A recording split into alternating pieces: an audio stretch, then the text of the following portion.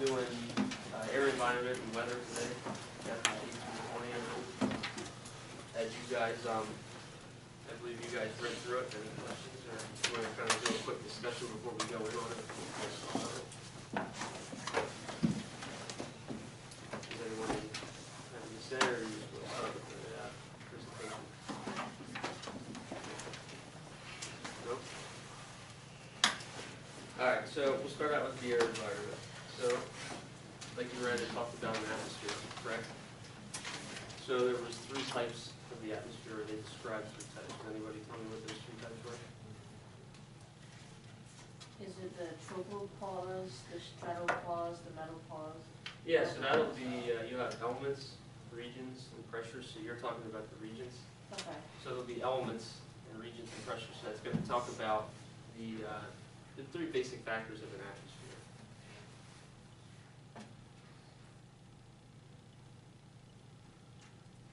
So now we'll talk about the elements. So as you read, one of the elements of the atmosphere is it has 78% of nitrogen and 21% of oxygen. Now if you do the math, it would add up and there would be 1% of something else. Can anybody tell me what the other 1%, or give me an example of what the other 1% will be? So Cadet Senior Airman, the other elements would be anything else that would be in the atmosphere: water vapor, carbon dioxide. Yep, you're correct. So you have permanent and variable gases. So you talked about variable gases, water vapor, carbon dioxide, such things like that. And then you can have the argon, neon, helium, methium. So that'll fill up the other 1% of the atmosphere. I'll give you guys a second to jot that down.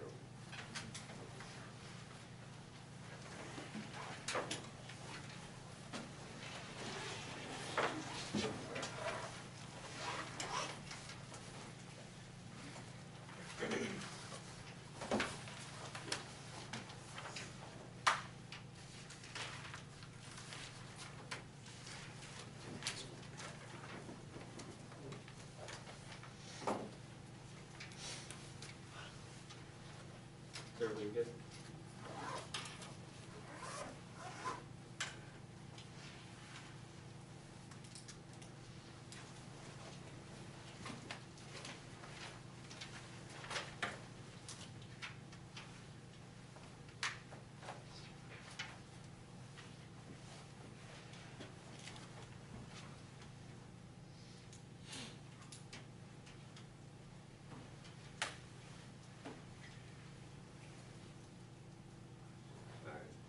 Okay, so there's the elements. Now we'll talk about the regions. The gentleman in the back was talking about regions. So you said troposphere, stratosphere. What were the other ones you said? I forget the last one. It's starting with the maybe it was like meadosphere or something like that. Yep. So before we talk about this, we talk about the temperature distribution.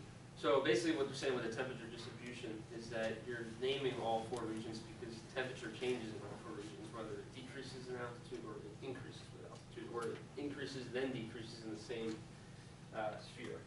So now to the regions. So we talked about the troposphere and the tropopause.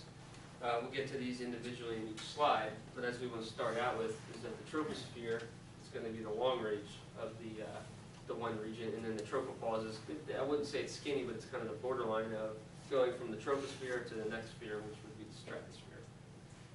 So that's our next one. So then our last 2 is going to be the mesosphere and the mesopause and the thermosphere.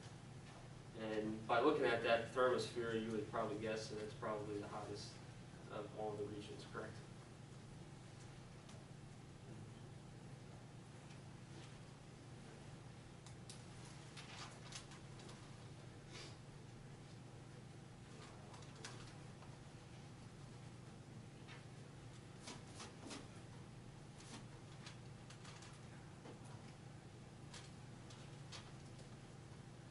Okay, so before we get to the next slide here, just going to talk about the troposphere. Does anybody want to tell me what they know, what they read about the troposphere, or what they know by just knowing from the troposphere?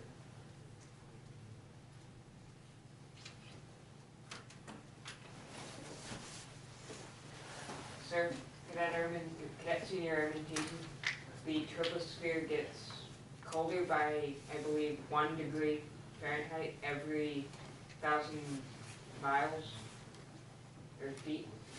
Close. It'll be actually 3.5 Fahrenheit to 3 degrees Celsius per 1,000 feet. Sir, that's what the force eight, it's about 30 miles long. Sure. Like, Well, no, little too much on the miles there. oh, 10 miles. 10 miles, yeah. Okay, so now we're talking about the troposphere. So, this is the region we most live in.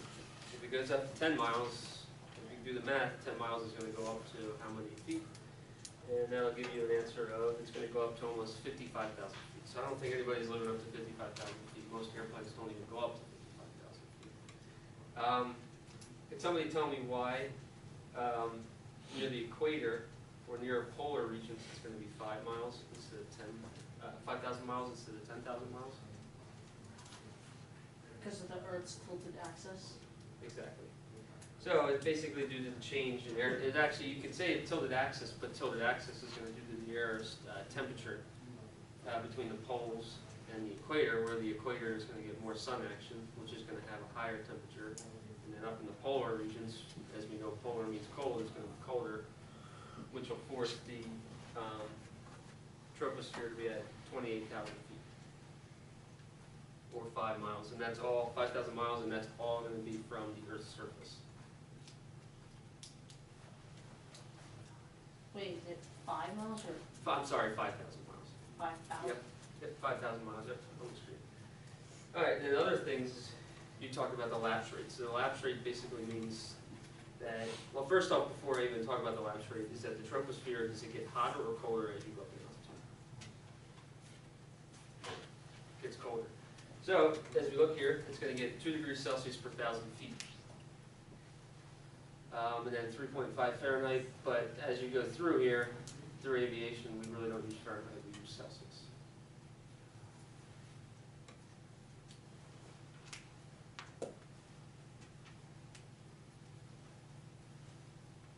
Okay, so as we talk about the troposphere, we got the tropopause. So I may have given this away to you on the last slide, but can somebody tell me what the tropopause is, or what the meaning is for the tropopause?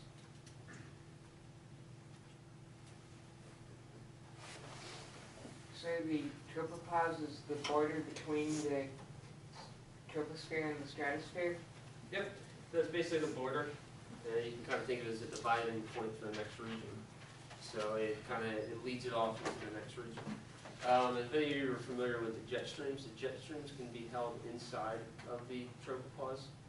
And that's basically the, can anybody tell me what the jet stream is? The one that read?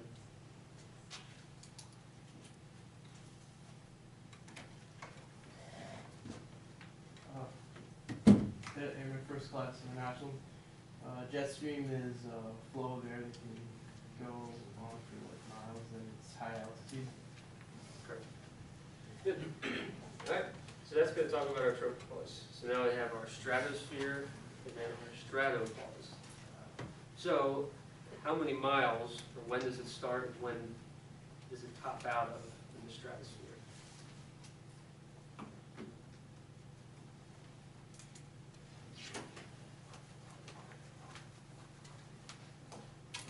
So, in this one, the temperature actually goes up with increasing altitude.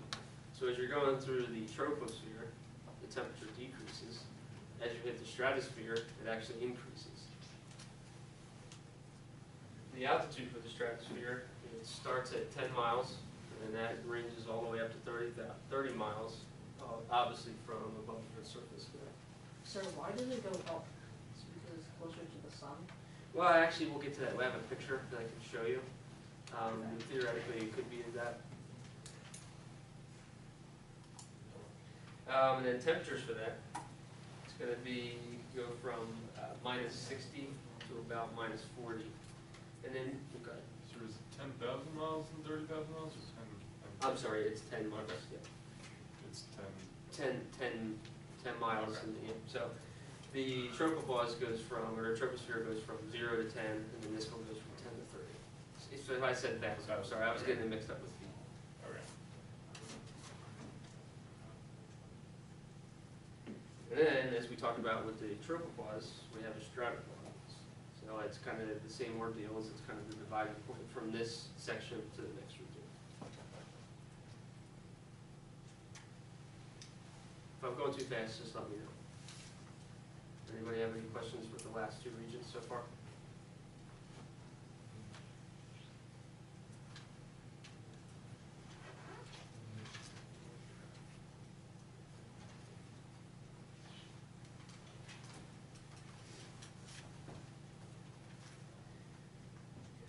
So what's our next region? Mesosphere and mesopause. Correct. Okay. How many miles, or what is the range of the next region? I'll give you a hint. It starts at 30.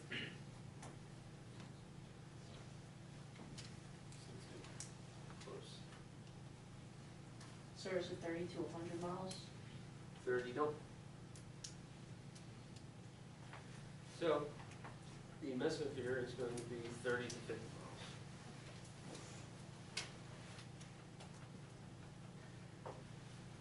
So, as we talked about the last two, it's either decrease in temperature or increase, but this one actually will mark an increase in temperature, and then will decrease eventually. First, it shows market increase, like I said, and then, as the book stated, it can dip down to as low as minus 90 degrees Celsius, which is extremely cold.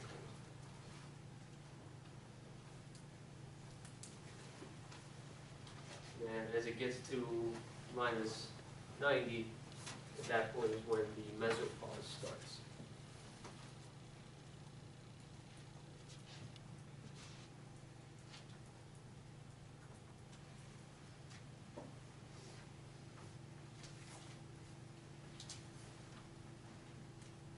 Okay, so we went through 3 regions, now we have the 4th region. And the 4th region, I'll give you a hint, is it just gets hot. So what is the 4th region's name? Sir, Cadet Airman First Class Workshop.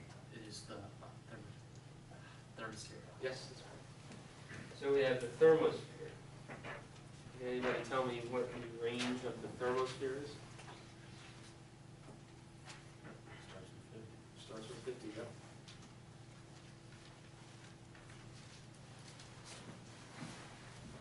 Cadet Technical Sergeant Schreiner, would it be 50 to 70, sir? A little bit more than that.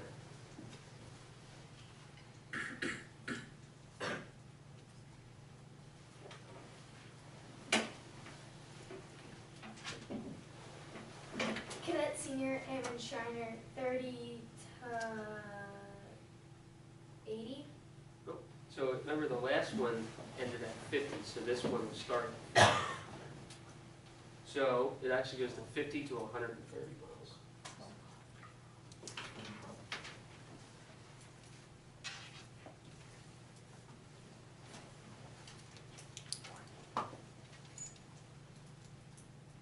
Now does the temperature increase or decrease in this one? Cadet Technical Sergeant Schreiner, it increases, sir? Correct. And the way you always can remember that is it's the thermosphere. And if you think of thermo, thermo means warm or hot. So we get a temperature increase again, and the temp will depend on the solar activity. And from the book, it says usually that it can be between 750 degrees Celsius and 1250 degrees Celsius. So, I mean, that basically, it basically means that we're almost in outer space, because as you know, most of space is hot. Okay, so here's going to be the picture of what our space looks like here.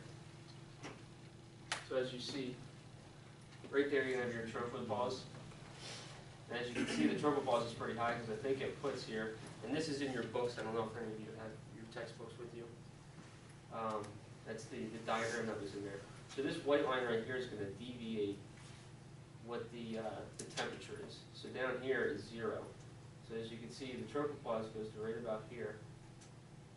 What are the what's the range of the Tropopause or the Troposphere? 10 miles? Yep. Now what is the range of our Stratosphere? 30 miles, 10 to 30. 10 to 30. What's the range of the mesosphere? 30 to 50. Good. And what's the range of our last one? 50 to 130. Good. Okay. Anybody have any questions on that? Yeah, Airman Wagon. Did she say the thermosphere gets colder? Thermosphere gets warmer. It gets warmer. Yeah. Yeah, like I said, remember thermo, so think of thermal as warm, so the thermosphere is going to get warm. Cadet Airman First Class International. I have a question. Doesn't get colder in space? I actually think you're right. I think right in this area is where it gets warm, right there. That's probably something I had to quick look up on, but I think you are right that it gets colder, because I think some planets are super, super cold, if I'm correct. So if you see up there where it says 55, 28, that's going to tell you where polar and the equator is. So you can see how, obviously, that the equator is going to be closer to the sun than the polar is, and that's why we have a different range of altitude for the, what's the first one? Troposphere, correct. Okay. Like I said, that white line is going to depict all of your temperatures through the altitude and through our different regions. All right, so atmospheric pressure. What could you tell me about atmospheric pressure? Think about air being dense. Does it get denser as you go up in altitude, or does it get less dense as you go up in altitude? Air would get less dense as you go up in altitude, so Okay, the good. pressure would decrease. Okay. Why does the air get less dense? Could you give me a picture of why? There's less air on above that pocket of air, I'll say, Okay, so, above it. yep, so we'll talk about that. So, as we see here, so let's use this picture right here. So when you're on a lower altitude, you're going to see all these air molecules. And this is just kind of put in a little panel here. So if you see, all your air molecules are really, really close together, banging off each other as you get lower. As you get higher, it's the same amount of air molecules, but they spread out. So this is why, if any of you have flown yet, this is why some airplanes can't go up to certain altitudes, because the engine can't perform when the air is less dense, whereas the air molecules are spread out apart.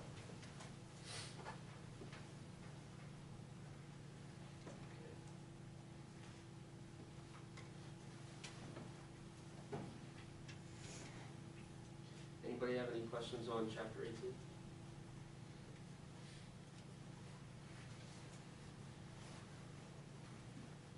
Okay, so what are the 4 regions?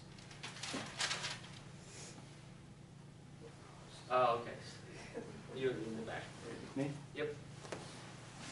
Cadet Airman bracket. It's troposphere. Yeah, troposphere, tropopause, stratosphere, mesosphere, and thermosphere. Good. Okay, let's kind of backtrack here. So we talked about elements. So how many percent of nitrogen is in the atmosphere? 78%. Yep. How many percentage of oxygen? 21%. Good. And that adds up to not 100%. So what do we get for the other 1%? So the other 1% would be made up of any other gases, variable or fixed. Yep, so you said water vapor, what else did we say? Argon, helium, everything kind of in the air that isn't oxygen or nitrogen. Okay? Temperature distribution. So we have 4 regions. Why do we have temperature distribution, or what is temperature distribution?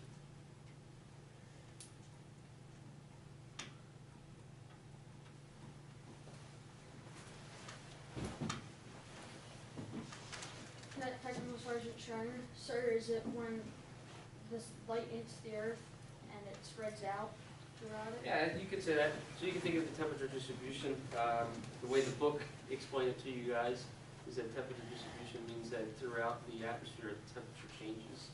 And that's what builds the four regions of the atmosphere. Okay, and then one last question, the lapse rate. What is the lapse rate per 1,000 feet? So the lapse rate is 2 degrees Celsius per 1,000 feet. Yep, that's correct. Alright, so that's going to be talking about the air environment. Now, it may not seem like it's important, but the air environment is important, at least to know, especially this one's, because obviously aircraft aren't going to perform as you go up higher, because the air particles or the density decreases. So if you're going out of a higher altitude airport, are you going to have better performance with better performance than you would at a lower altitude? Nope. Can anybody tell me why?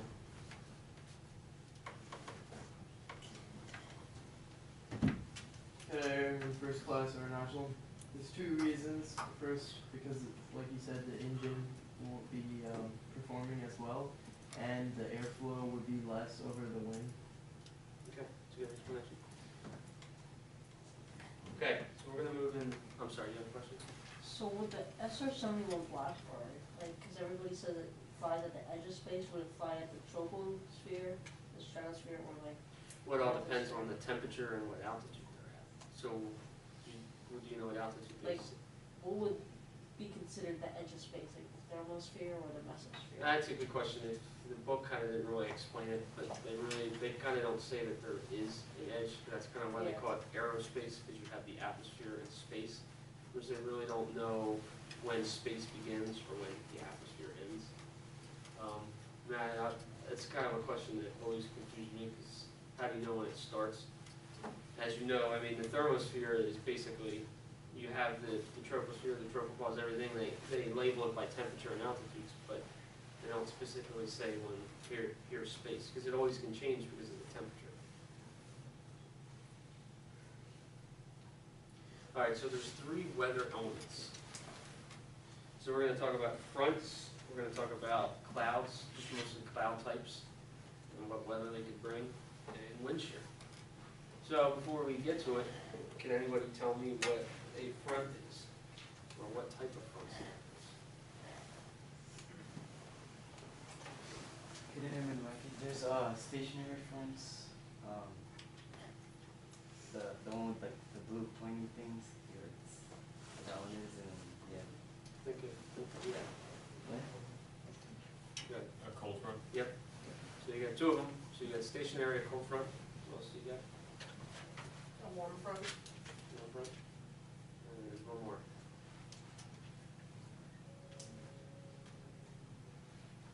Well, one more we'll cover today. I believe it's accentuated or something. I don't remember exactly how to pronounce it. Occluded front. Anybody know what a occluded front is? No? Okay, we'll get to that. Okay, so we talked about fronts, now we got clouds. What are the 3 main clouds in our atmosphere? Cumulus? Okay. Is cumulus like the flat ones? Yep. Well, they consider them the fucking ones, but yeah. Is the one that starts with line? No. So we have, good. So there's also stratus and cirrus. Good. Wind shear. Is wind shear good for the aircraft? Is it good for any flying conditions? Yep, so if you're flying, you want to try to avoid wind shear at all possible costs, which can be tough, but it's something you don't want to fly into. Alright, so we'll talk about fronts here. So we talked about, we have a warm front, we have a cold front, we have a stationary front, and we have the occluded front. So as you see there, we're talking about a cold front. So, that's the blue pointy things that we were talking about right there, that's the cold front. General direction. General direction is northwest to southeast, or we can just say it's kind of west to east, if you kind of think of it as on a map. So most of the time, if you look at the radar map, it it's usually moving west to east. And kind of things I want to point out here is you're going to see this picture, and you probably think, well, this is a goofy picture. So what the picture's trying to tell you is that when a cold front is overtaking a warm front, it's basically lifting up that warm air. As it does that, in the summertime, what kind of storm can you have? Sir, you could have a thunderstorm. A thunderstorm? Excuse me. So, we'll get to that later, talking about thunderstorms. But basically what happens is you get all that hot, warm rising air, and a cold front comes. While a cold front comes, it's probably going to have moisture contact, correct? So usually this is the most dangerous storm you can have when a cold front is taking over a warm front. You can get a thing called squall line. So a squall line, so when you have a big cold front that moves, that could range from Pennsylvania to North Carolina, a huge squall line comes in. It's basically a huge thunderstorm from the top of that front to the bottom of that front. You may have seen it on radars and things like that. Warm front, so that's going to be obviously the symbol up there is going to be red, and it's kind of color-coded to being warms, because we know warm is it's going to be a bright color. So a warm front, when it overtakes a cold front, it kind of pushes the cold front out of the way, but it doesn't get underneath it like that. Now, you could still get thunderstorms with this, but it's not going to be as dangerous because you're not going to have moisture being pushed into warm air and lifting it, creating that heavy thunderstorm. As you can see there, you can still get warm rising air by the moisture content right at the beginning, but it's not going to be as strong. Okay, stationary front. So, stationary front is you can kind of think of the fronts kind of butting heads. That the fronts are kind of meeting each other, but they're really not doing anything. No one's overtaking each other. One's coming from one direction, one's coming from the other direction. So you can get a lot of nasty weather because you have a cold front that's trying to come in and a warm front that's trying to fight its way through as well. So you can still get your hot rising air there.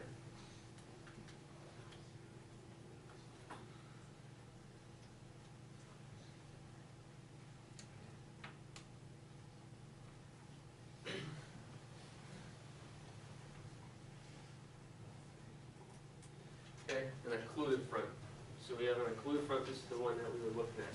So it's formed when a warm air mass lying between two cold air masses is lifted up by the cold air mass behind it. So in theory, you can kind of think of it as that stationary front, but another cold front coming up behind it and lifting up that warm air. Could this be dangerous as in a huge storm, you could say? Why? Because a warm front, when it meets a cold front, makes tornadoes. You could say that, yeah, this is kind of what happens because you're basically drawing that warm air in the air with all that, you're having moisture come from each direction, making the warm air rise, theoretically. So when we get to the thunderstorm part, warm air, theoretically, is what lights fuel to the fire to the thunderstorm. Anybody have questions on the four fronts?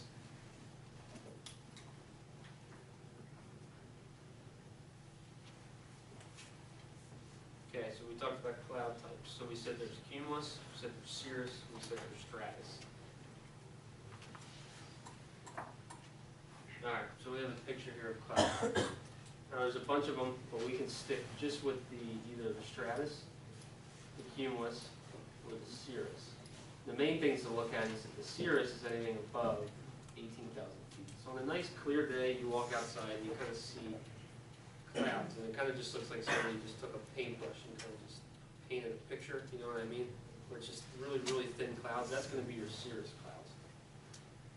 Your cumulus clouds are going to be your typical summer day, those big puffy ones you were talking about. And that could be anything below 6,000, and then your stratus is just really, really thin clouds. You can kind of think of stratus as thin. It's thin but thicker, but it's not a cumulus cloud. Now, on a hot summer day, a cumulus cloud theoretically is going to turn into this, and it's going to eventually turn into this, which creates what? A storm, sir. Yep, so it can create a thunderstorm. So, when we're flying along, do we want to avoid this cloud? Figuratively speaking. Yes, sir. Yes. Okay. And then if you look here, all these other ones, it tells you what altitudes they start at. But the main thing that you can think of is that you can think, okay, well, this is a cumulus cloud, this is a stratus cloud, that's another cumulus cloud. It's easy to tell the shapes.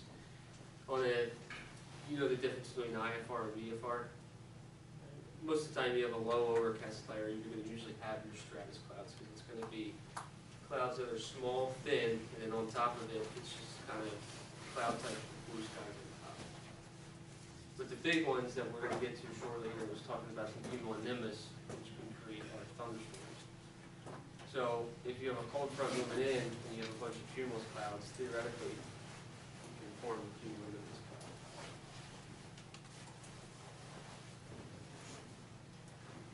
Okay. So, first moment we talked about wind shear.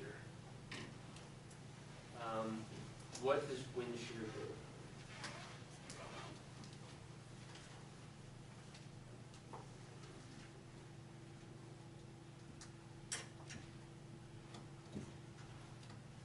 They just think it's wind. Does it all move in one pattern?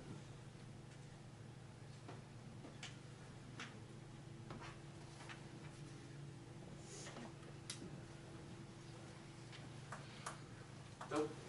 So the atmospheric condition in which changes in speed and direction of the wind, I cut off a word there. Basically what it's saying is you can have wind flowing this way. So if we're flying in this direction here, we can have a headwind all the time. And as soon as we get past something, we have wind shear that happens, and as soon as we get a tailwind. Now it can be pretty crucial because you want to have all that airflow with the wing. So if you're going to land, you're expecting wind over your wings in your airplane, and all of a sudden you get a tailwind, is that going to be crucial? Yeah, it could be crucial because theoretically you want the wind to be slowing your aircraft down, not speeding your aircraft up, even though you're trying to keep the same cadence. So turbulence is located at the junction of the two atmospheric layers involved in the wind shear phenomenon. So it's kind of like what I said, is you can get wind shear to occur right under it where you can get severe downdrafts.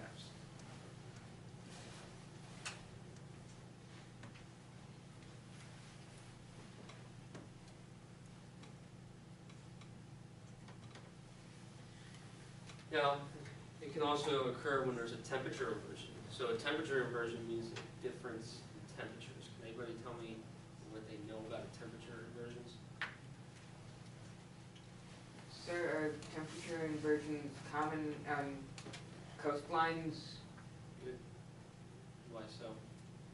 The water changes temperature a lot more slowly than the land. Okay, so you can kind of think of it that way, is that you have, near a shoreline, you have cool air during the night that kind of rises and circulates through, correct? So as you have that, let's say you have a warm front moving through the air. At a certain altitude, it's going to be warm, but under that, where you have the sea breeze, you can say, is sitting there rotating the whole time. Whereas now, as soon as you get above that, the temperature increases. So that's where you can occur wind shear. Okay. Now we have a type of wind shear called a microburst. And this is probably the most dangerous wind shear, and there's been 1 or 2 airline accidents that happened due to microbursts. Does anybody know what a microburst is? Oh, The Airman First Class Art National.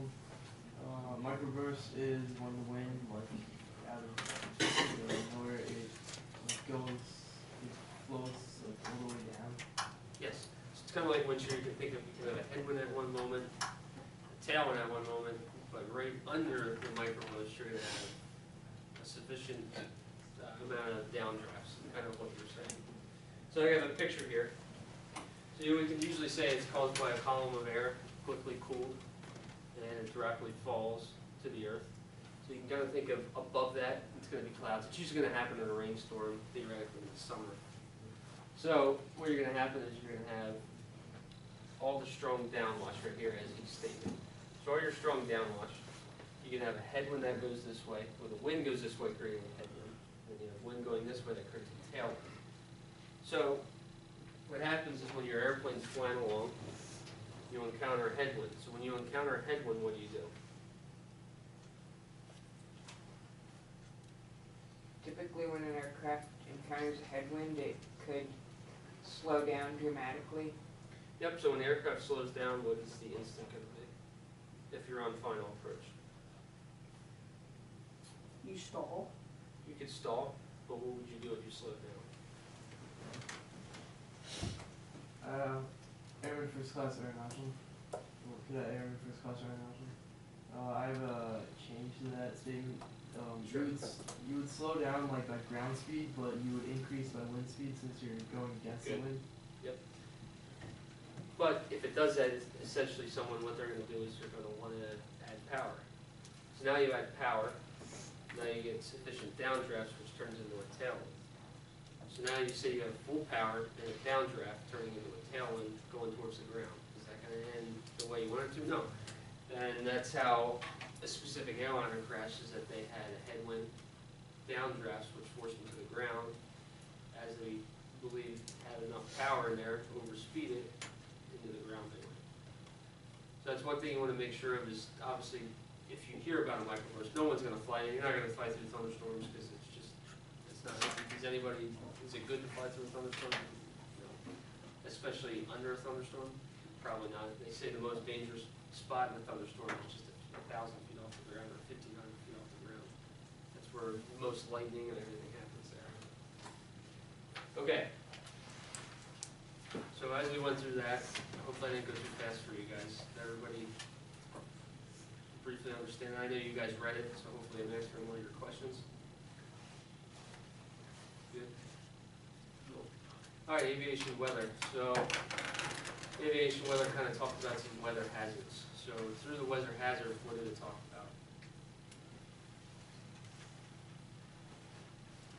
Sir, I'm going to mention the one that I didn't realize existed until this, calm air turbulence or clear air turbulence. Yep. So I think I forgot to leave this out, so since you brought it up, we can kind of briefly talk about it if you would. So what did you, how did you, well actually I should restate it. What did you learn about the calm air turbulence? Well, calm air turbulence is basically turbulence that seemingly appears out of nowhere. There's no weather condition to cause it. It just happens. All right, so reduced visibility. So we have a thing that's called VFR, MVFR, and IFR. So VFR, what can you guys tell me about VFR? Airman First Class Aeronautical. VFR is visual flight rules, and Okay. that's what you fly when you train to become a prime pilot. Good, so you got visual flight rules. So even though we have visual flight rules, what is our altitudes going to be for the visual flight rules?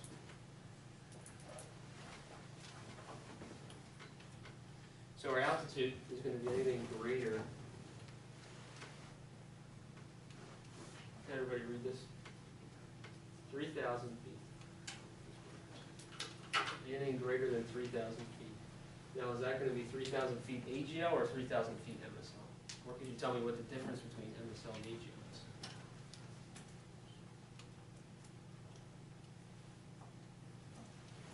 So MSL is above sea level and AGL is above ground level. Good. Okay, so this will be greater than 3,000 feet AGL. Now we have marginal VFR. Just leave it away. So marginal VFR means it's VFR, but it's barely VFR. So what is our marginal VFR ceiling altitudes?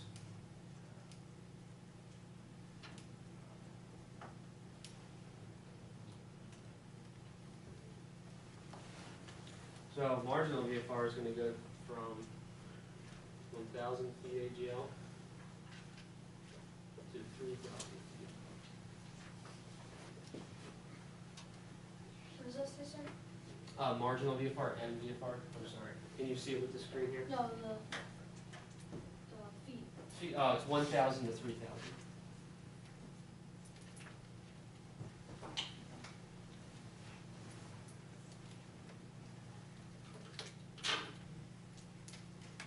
Then we have our last one. It's IFR. So what is IFR?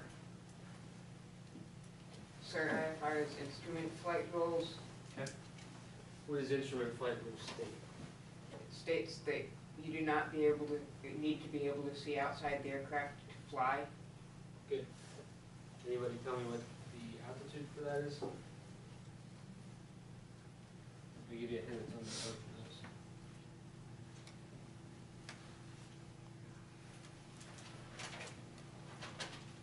3,000 feet? Nope. Our marginal VFR is from 1,000 to 3,000. So IFR is going to be anything less than 1,000 feet. And I forgot to state here, our visibility to marginal VFR is going to be 3 miles to 5 miles. Good. Yeah, you're in first class international. I have a question, is this the limit for it, or it can only go at this altitude? It's the limit. So if you're a VFR pilot and you were looking at the weather and the ceiling says it says it's 1,200 feet. If the ceiling says it's 1,200 feet, which one of those three is it? No, it'll be marginally apart because it's between 1,000 and 3,000. But if it says the ceiling's 600 feet, that means it's less than 1,000, so it's telling you it's IFR, where the only way you can fly is by instrument flight rules.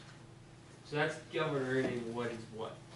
So if you're a VFR pilot, typically you're going to look for anything above 3,000 feet, or 8 miles, or 5 miles. So that's basically the visibility range you're looking for all three of those. So then if this is from 5 miles, 3 to 5 miles, this is anything less than 3 miles.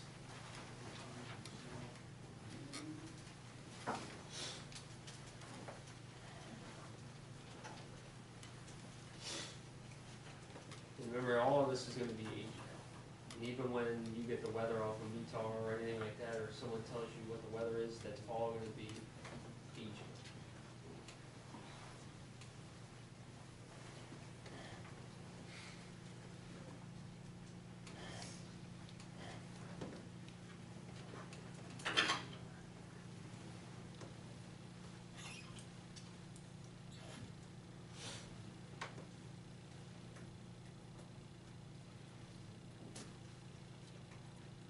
Icing.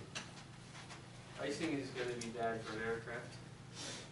Why is icing bad for an aircraft that doesn't have icing capabilities? Sir, ice would both increase the weight of the aircraft and decrease the lift. Yep. So it decreases the lift because it basically is not letting air move smoothly over the airflow. You can kind of say it like that. So we're talking about 3 types here. So you can have carburetor icing. Most of the aircraft are going to fly is probably not going to have a carburetor. If it has a carburetor, we can get icing. Structural icing, we just talked about it. If you get a lot of ice on the wings, it's probably going to make the airplane a lot heavier and you're going to decrease the airflow over the wing. And then the main type of icing we talk about is frost. And most of your frost can happen early in the morning if you have an early morning flight, or I've seen it where you land somewhere at nighttime right around 8 or 9 o'clock, and you know you have to be over 20, 30 minutes, and you have frost that starts to build up. And you can kind of still consider that as icing because it's something that's freezing over your wing with the moisture. So we can talk about carburetor icing. Does anybody know about carburetors? What are the basics of what a carburetor does? Sir, the carburetor is basically the part of an engine where air and fuel are mixed in a reciprocating engine. Correct. Yep, so it's telling you that that's where air and the fuel meet, in which it sends it off to the cylinder, which then obviously runs the engine. So if you get carburetor icing, which can happen if the fuel vaporizes or the fuel gets moisture and it freezes, if you start to clog up that tube where the fuel and air are going through the cylinder, is that going to be good for your engine? Nope. So basically, you're going to get a bunch of ice that builds up. And when ice builds up in there, you're not gonna be able to get a lot out there because it can clog it up. So then we have a thing that's called card beat. So then card beat alleviates the freezing, lets heat in, sort of melts the heat for us. Structural icing. So this is kind of the things that you can see. I don't know how well you can see the frost on this airplane here. But if you look, obviously the wing on that airplane right there has probably severe icing on it. If that were to happen in flight, obviously it would decrease. And then frost on the jet down here to the right, that could happen. You walk out to the ramp in the morning and you didn't put that plane in the hangar, so things like it's that kind of like car. A car gets frost on it, you can still drive, but an airplane gets frost on it, you're going to probably want to de-ice it, correct? So that could be your two types of structural icing as a private pilot. Okay, severe weather. So we got thunderstorms, hurricanes, and tornadoes. All three of them you don't want to fly in, but two of them are probably givens you don't even want to be anywhere near it. And that would be your hurricanes and tornadoes. So thunderstorms, we talked about thunderstorms with the cumulonimbus, correct? The big puffy clouds. So with thunderstorms, you're going to have three stages that create a thunderstorm. But before those three stages, you're going to have three factors that help a thunderstorm form. Does anybody want to know what those three factors are?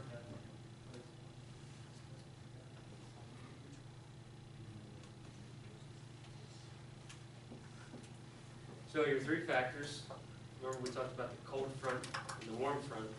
What does the cold front do to the warm front? Pushes the air up, sir. Good.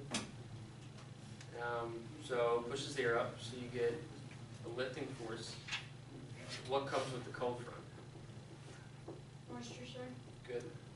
So you have two of those. You have lifting air, moisture content, and what type of clouds do we have? So you'd have cumulus clouds which So you form can- into cumulonimbus. Good. And then you can also say that those clouds can have unstable air. So those three factors are what create a thunderstorm. So now we have three stages of a thunderstorm. Does anybody know what the three stages of a thunderstorm are?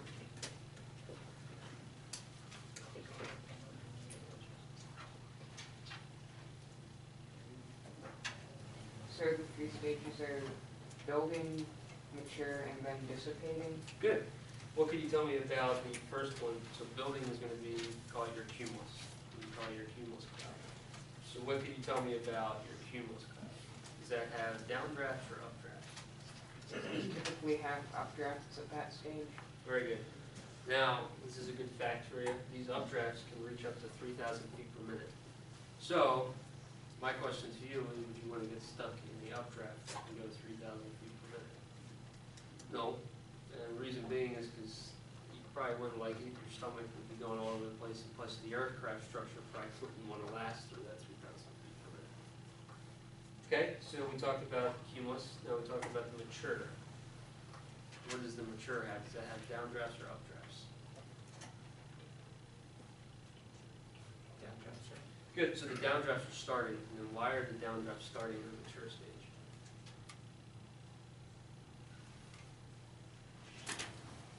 Is up to starting rain, sir. It's starting to rain.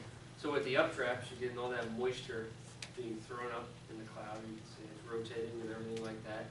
Now, you have all that moisture and it can't hold it, so what does the moisture want to do?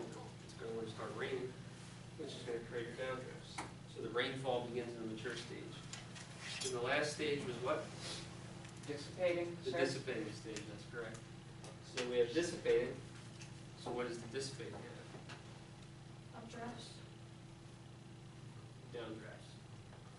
So we have downdrafts, and then that's basically the ceasing of the rain.